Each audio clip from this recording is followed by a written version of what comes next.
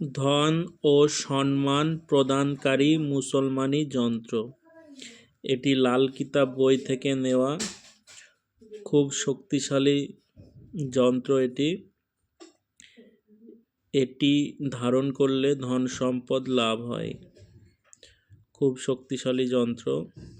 বিধি: শুক্রবার দিন সূর্য উদয়ের সময় হাঁটু গেড়ে বসে উক্ত যন্ত্রটি লিখে সংশ্লিষ্ট ব্যক্তির নাম, মানে যে যন্ত্রটি বানাবে বা ধারণ করবে তার নাম ও তার মায়ের নাম লিখে তাবিজে ভরে তা গলায় বা বাহুতে ধারণ করলে ধন ও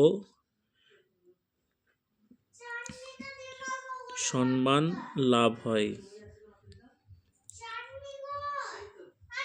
এই যন্ত্রটি লেখার জন্য সাদা কাগজ এবং লাল কালির পেন দিয়ে যন্ত্রটি লিখতে হবে এবং শুক্রবারের দিন একটি তামার অথবা রূপোর তাবিজে ভরে গলায় অথবা বাহুতে ধারণ করতে হবে। এই যন্ত্রটি ধন ও সম্মান প্রদানকারী মুসলমানি যন্ত্র। খুব শক্তিশালী যন্ত্র।